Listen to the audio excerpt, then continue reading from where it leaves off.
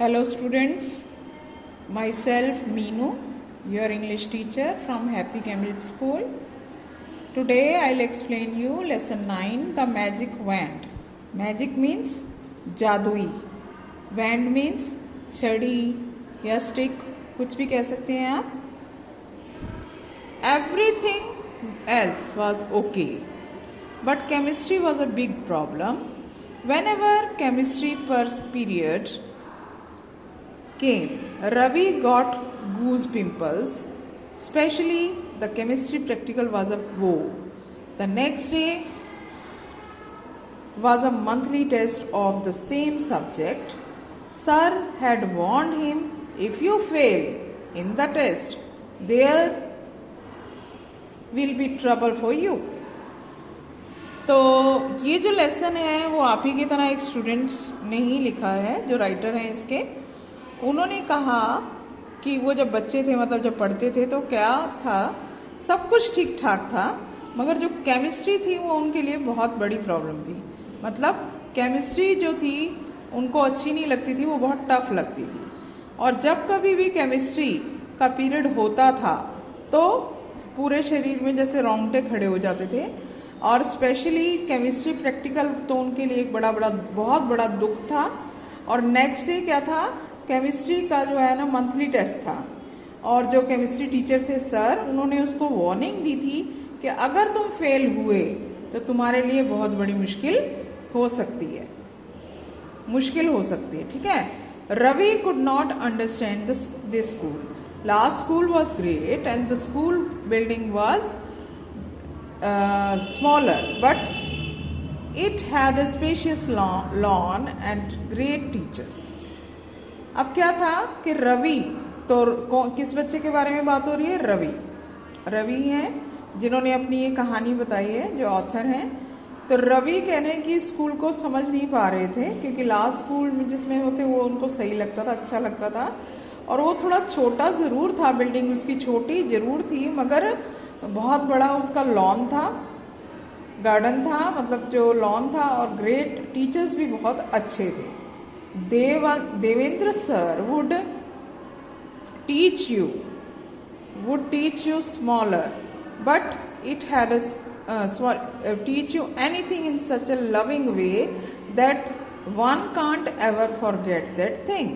Devendra sir, तो ये पिछले स्कूल की बात कर रहे हैं कि देवेंद्र सर इस तरह से चीज़ों को पढ़ाते थे कि तुम कभी भी उन चीज़ों को, कोई भी बच्चा या कोई भी व्यक्ति भूल नहीं पाता था कभी भी. और फिर क्या होता है, the teachings were anything going beyond his head and he faced tough time matching those school teachings. Moreover, he never asked his doubts.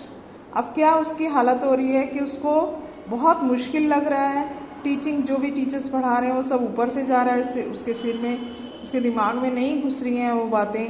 और उनके साथ वो मैच नहीं कर पा रहा है टीचर्स के साथ. और डाउट्स वगैरह भी क्लियर नहीं करता है, कभी नहीं पूछता है. He failed to understand why mummy was so keen on getting him shifted to this hateful school. अब उसको ये समझ में नहीं आ रहा था कि क्यों उसकी मम्मा ने उसको इस स्कूल में शिफ्ट कर दिया. इतनी क्यों उनकी इच्छा थी कि यहाँ मैं आऊँ. What are you thinking of, Ravi? It was Milan uncle who had interrupted my thoughts. तो मिलन अंकल ने, जब मैं कुछ सोच रहा था तो मुझे थोड़ा इंटरप्ट किया, मतलब रोक कर पूछा. मेरे में जो थिंकिंग थी उसको स्टॉप कर दिया. उन्होंने पूछा, what are you thinking of, तुम क्या सोच रहे हो. गुड मॉर्निंग अंकल, मैंने उनको गुड मॉर्निंग बोला. And when you did you arrive, पूछा कि तो आप कब आए. Hey I am sitting before you for the last 10 minutes. तो वो बता रहे हैं कि मैं तुम्हारे सामने 10 मिनट से, पिछले 10 मिनट से यहाँ बैठा हूँ. But you were millions years away, मगर तुम तो कई साल पीछे थे मेरे से, मतलब ध्यान ही नहीं दिया बहुत देर से. ओ अंकल आई एम कन्फ्यूज. तो कहते हैं कि नहीं अंकल, मैं थोड़ा पजल था, कंफ्यूज था. This new school I don't understand anything. तो वो बता रहे हैं कि क्या कन्फ्यूजन है नए स्कूल के बारे में, कि मुझे यहाँ कुछ समझ नहीं आ रहा है। तो what happened till your last class, your report used to be excellent, he asked in surprise. तो वो हैरान होकर पूछते हैं कि क्या हुआ भाई, लास्ट क्लास तक तो तुम्हारी रिपोर्ट बहुत अच्छी थी, तो भाई तुम बहुत अच्छे थे पढ़ने में। Uncle in this school I am a lost boy. कहता है कि अंकल इस स्कूल में मैं एक खो गया हूँ, एक खोए हुए बच्चे की लड़के की तरह हूँ। आई डोंट गेट फिजिक्स, मुझे फिजिक्स समझ नहीं आती है। Biology doesn't get into my head. Biology जो है वो जीव विज्ञान, वो उसके सिर में घुसता ही नहीं है, मतलब उसको समझ नहीं आता, वही बात है। And the chemistry avoids me like plague, और केमिस्ट्री से मुझे इतना डर लगता है जैसे कि कोई ये बीमारी हो। प्लेग एक बीमारी का नाम है, तो बीमारी की तरह मुझे डर लगता है, वो मेरे लिए एक बीमारी है। And give me a magic wand to make everything easy. तो कहते हैं कि मुझे ऐसी कोई जादुई छड़ी मिल जाए जिससे कि हर चीज़ जो है आसान हो जाए, कि आप मुझे ऐसी कोई जादुई छड़ी दे दो। मैजिक वैन, मिलन अंकल एक्सक्लेम। मैजिक वैन, जादुई छड़ी, वो हैरानी से पूछते हैं। Yes uncle, once you had told me that there was a magic wand in Africa that makes things easy, and you told me that you had a good friend in Africa, Ravi reminded him.